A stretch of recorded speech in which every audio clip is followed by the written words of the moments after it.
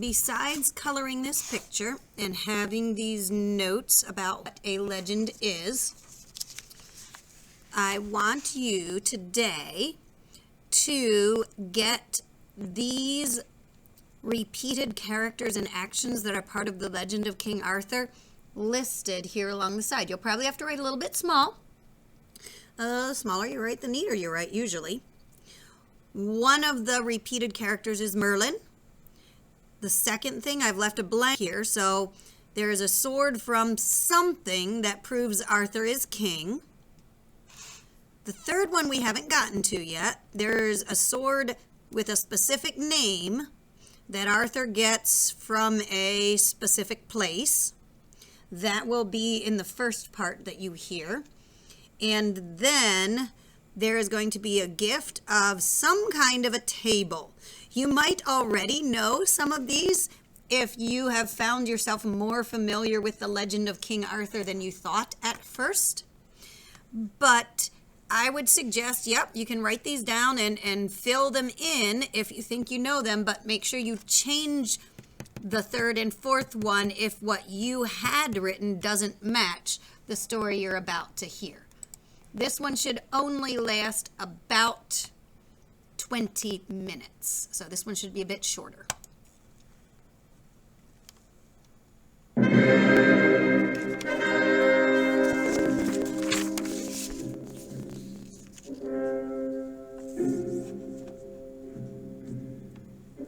Not everybody was pleased that Arthur had managed to pull out the sword. At first, the great council refused to accept it. A beardless, low-born boy from nowhere? People will laugh at us, they declared. Let us wait until Easter. Some great knight may yet come and pull out the sword. Then we will decide, said others, hoping that no one would come.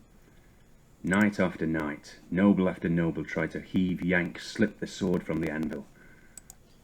All right, I wanted to skip that part. It needs to play a couple of more tracks. It's okay. That gives you an idea of even after Arthur pulled the sword out of that stone, out of the anvil.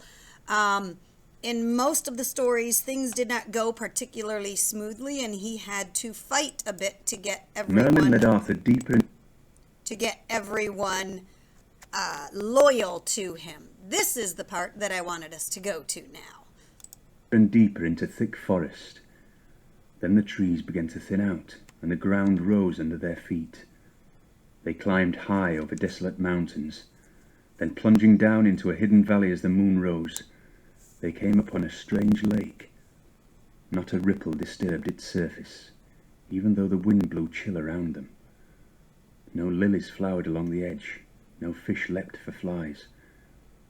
"Where are we?" said Arthur. "A place of old magic, Arthur, the Lake of Avalon. We seek its guardian, Nimue, the Lady of the Lake, and the treasure she holds." Arthur's eyes widened.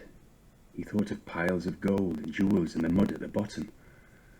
"No," Merlin said, "not earthly treasure, something far more precious.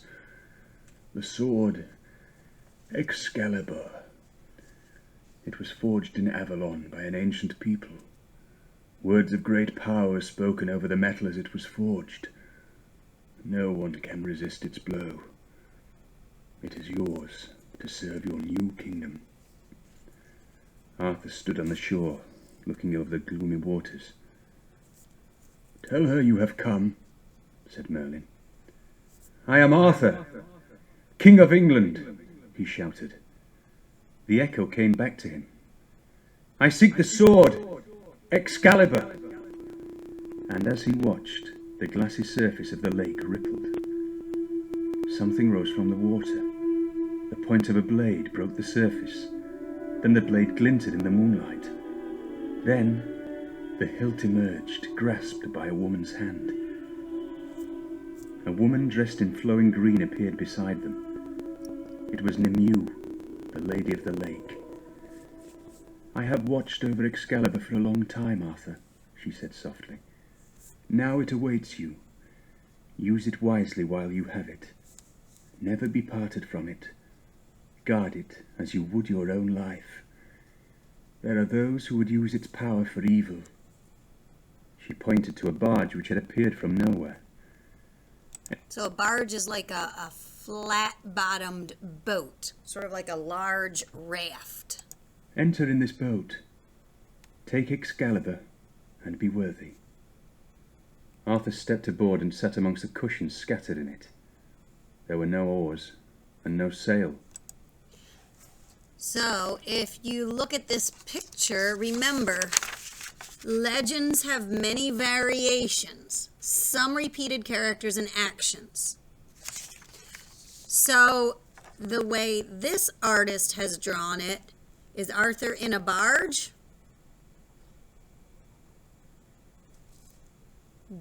Did the artist have the right people waiting on the bank?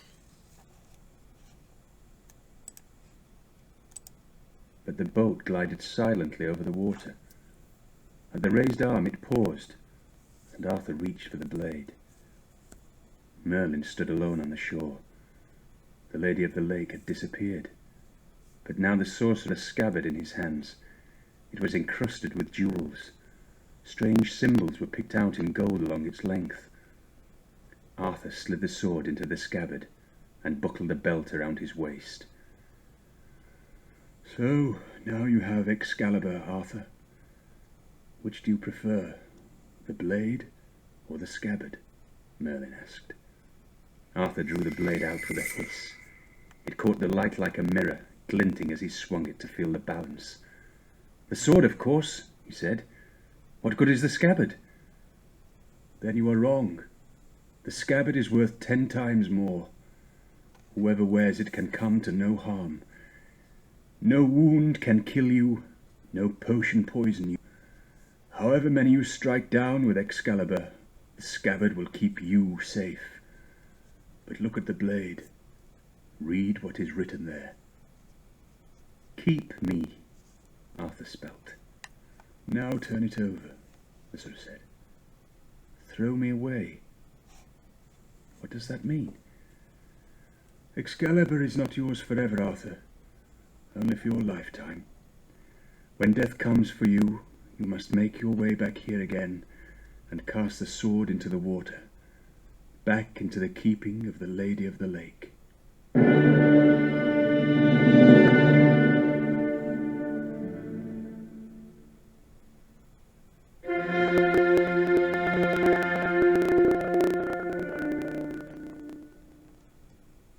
This time they took a different route to Camelot.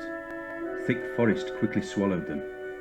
At times there were only deer paths to follow, but Merlin seemed to know the way through. And then, as they came near to Camelot, Arthur found he was alone. The sorcerer had appeared again. What harm could I come to now? I have Excalibur and the scabbard, he said, and made camp. Night came quickly and inky black. The munching of his horse and the crackle of the fire made Arthur drowsy. Soon he would see Guinevere again. How could she be dangerous to him? He could almost hear her harp strumming. She might have been there in front of him, the sound was so clear. And then suddenly it seemed she was, as lovely as ever. Arthur, she... So I'm going to pause it there and skip ahead because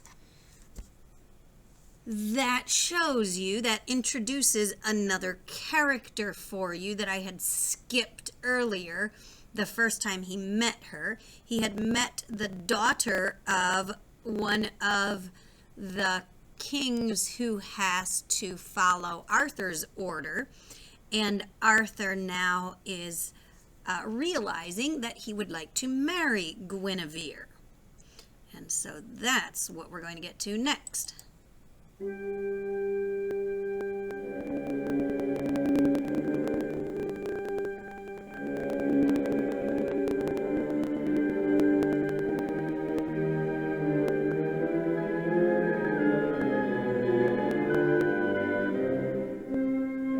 With Excalibur in his hand, the last of the lawless barons and their private armies who held out against Arthur's rule fell like corn before the scythe. From north to south, the kingdom was restored to order. From east to west, Arthur was paid due allegiance. But as the invaders were sent from the kingdom and the rebels subdued, one thought was more and more in Arthur's mind. Is the king ill? The whispers ran round Camelot. He does not sleep, he does not eat. What's wrong with him? No, not ill, said Sir Ector. In love. He is a man after all. And he told Arthur to go to Camelaird, where Guinevere lived with her father, King Lear de Grance. Guinevere had not forgotten Arthur, and what joy when he discovered that she too loved him. King Lear de Grance was more than pleased. Of course, he said, when Arthur asked if he might marry his daughter, if that's what she wants too, knowing very well that it was. While he let out a booming laugh, Guinevere blushed for happiness and love. Arthur could not wait. I must get back to Camelot as quick as I can, he said, and prepare for the wedding. Guinevere and Lear de Grance followed at a more stately pace, carried in a litter at the head of a great procession.